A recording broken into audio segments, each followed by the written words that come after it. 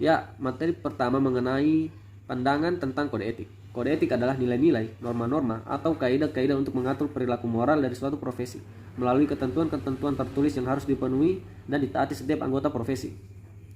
Karena kode etik merupakan wujud dari komitmen moral organisasi, kode etik harus berisi mengenai apa yang boleh dan apa yang tidak boleh dilakukan oleh anggota profesi, apa yang harus didahulukan dan apa yang boleh dikorbankan oleh profesi ketika menghadapi situasi konflik atau dilematis, tujuan dan cita-cita luhur profesi, dan bahkan ada sanksi yang akan dikenakan kepada anggota profesi yang melanggar kode etik.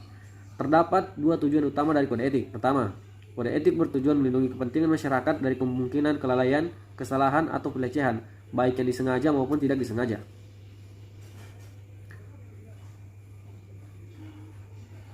Agar kode etik dapat berfungsi dengan optimal, minimal ada dua syarat yang harus dipenuhi. Pertama, kode etik harus dibuat oleh profesinya sendiri. Kode etik tidak akan efektif apabila ditentukan oleh pemerintah atau instansi di luar profesi itu.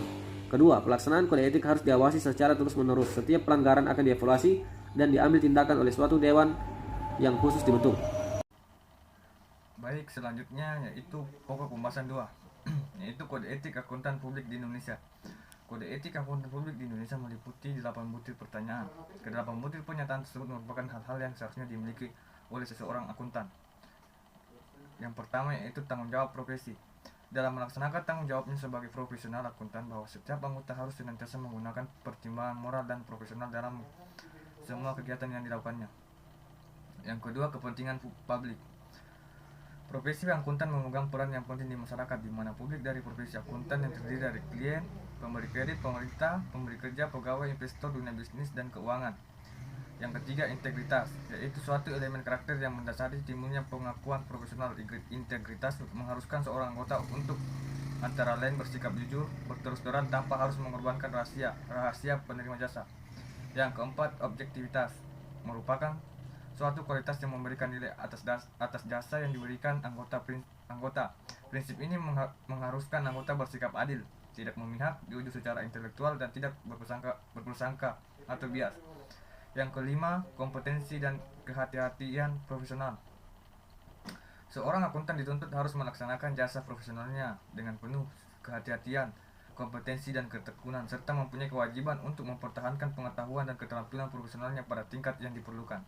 Yang keenam, kerahasiaan.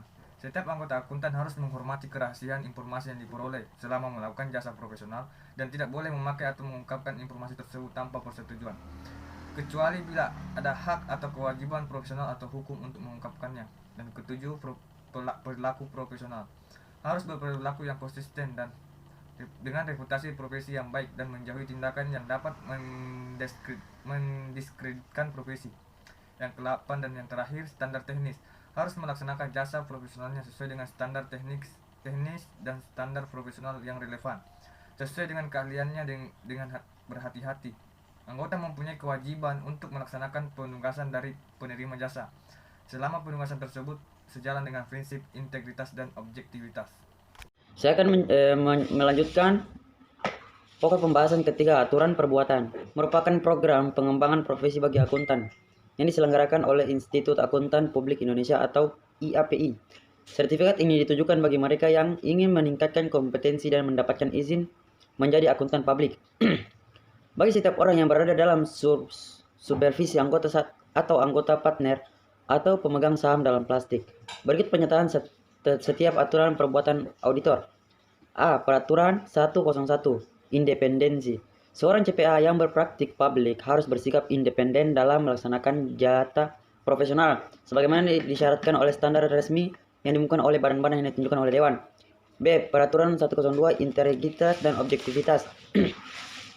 Dalam pelaksanaan setiap jasa profesional, seorang CPA harus menjaga objektivitas dan integritas, harus bebas dari pertentangan kepentingan. C. Peraturan 201. Standar umum. Yang pertama, kompetensi profesional. Kedua, penggunaan kemahiran profesional.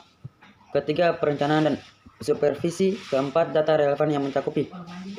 D. Peraturan 202. Kepatuhan terhadap standar.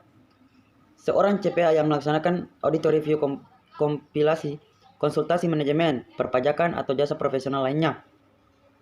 E. Peraturan 203. Prinsip-prinsip akuntan. Yang pertama, menyatakan pendapat atau menyatakan bahwa laporan keuangan ada data keuangan lain dari setiap entitas yang diauditnya telah disajikan sesuai dengan prinsip yang akuntan yang berlaku umum. Yang kedua, menyatakan bahwa ia tidak mengetahui setiap modifikasi materi yang telah dilakukannya. F. Peraturan 301 Informasi rahasia klien. Setiap anggota yang melakukan praktik publik tidak berkenankan untuk mengungkapkan semua informasi rahasia klien tanpa izin khusus dari klien. G. Peraturan 301 Honor kontingen. Honor anggota dapat beragam tergantung pada kompleksitas jasa yang diberikan. H. Peraturan 501 Tindakan yang mendiskreditkan. Menurut peraturan 501, tindakan mendiskreditkan diartikan sebagai tindakan yang dilakukan anggota dapat merusak atau mengganggu reputasi dan integritas profesi. Sekian. Assalamualaikum warahmatullahi wabarakatuh. Perkenalkan, nama saya Muhammad Al-Alciah, Stambuk C301 19882. Saya akan menjelaskan materi tentang penegakan hukum dalam melakukan audit. Seorang CPA hanya dapat dihukum karena melanggar peraturan-peraturan dari Kode Perilaku Profesional. Akan tetapi, dalam hal adanya dugaan pelanggaran atas peraturan, seorang CPA harus memberikan alasan atas setiap penyimpangan dari interpretasi peraturan perilaku atau peraturan etika yang berlaku. Tindakan penegakan dapat dilakukan sebagai tanggapan atas yang pertama, adanya keluhan terhadap anggota dan bukan anggota. Yang kedua, alasan dalam surat kabar atau publikasi seperti contohnya CIE, Doket, dan IRS Bulletin yang ditulis oleh personal dalam divisi etika profesional.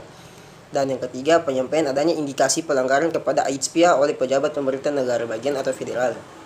Penegakan peraturan dilakukan oleh dua kelompok, yaitu oleh AICPA dan masyarakat CPA negara bagian. Keduanya memiliki wewenang untuk melakukan investigasi atas keluhan yang disampaikan, melakukan dengar pendapat, serta mengenakan sanksi pada mereka yang telah melanggar peraturan. Penegakan peraturan AICPA dilakukan melalui divisi etika profesi serta badan pengadilan bersama atau Joint Trial Board.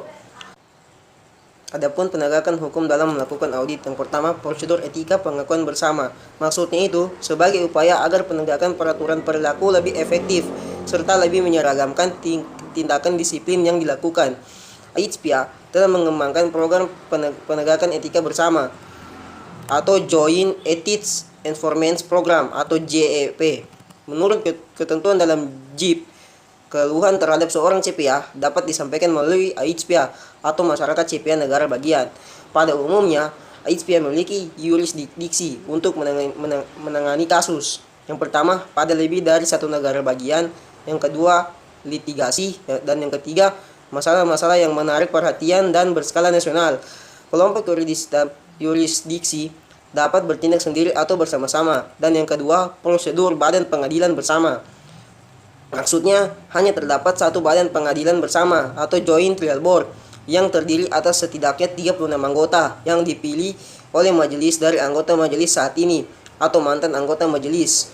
Badan pengadilan bersama baru melibatkan diri apabila prosedur penegakan yang sebelumnya menilai bahwa keluhan yang disampaikan tentang anggota ternyata cukup serius atau anggota yang terlibat ternyata menolak untuk bekerja sama.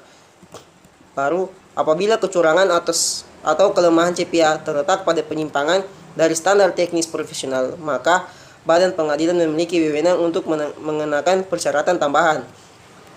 Dan yang ketiga, ketentuan disiplin otomatis. Peraturan tambahan atau BLAW AICPA meliputi juga ketentuan disiplin otomatis atau Automatic Disciplinary Provisions yang memberikan wewenang untuk menghentikan sementara atau mencabut keanggotaan tanpa perlu melakukan dengar pendapat dalam situasi tertentu.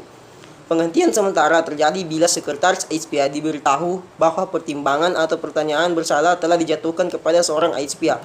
Yang pertama, menjalani hukuman pidana kurungan untuk masa lebih dari 1 tahun. Dan yang kedua, dengan sengaja lalai mengarsipkan surat pemberitahuan pajak penghasilan, di mana CPA secara pribadi adalah seorang wajib pajak yang menurut undang-undang wajib mengarsipkan surat pemberitahuan pajak penghasilan tersebut. Demikian penjelasan materi dari saya. Wabillahi taufiq wal hidayah. Wassalamualaikum warahmatullahi wabarakatuh.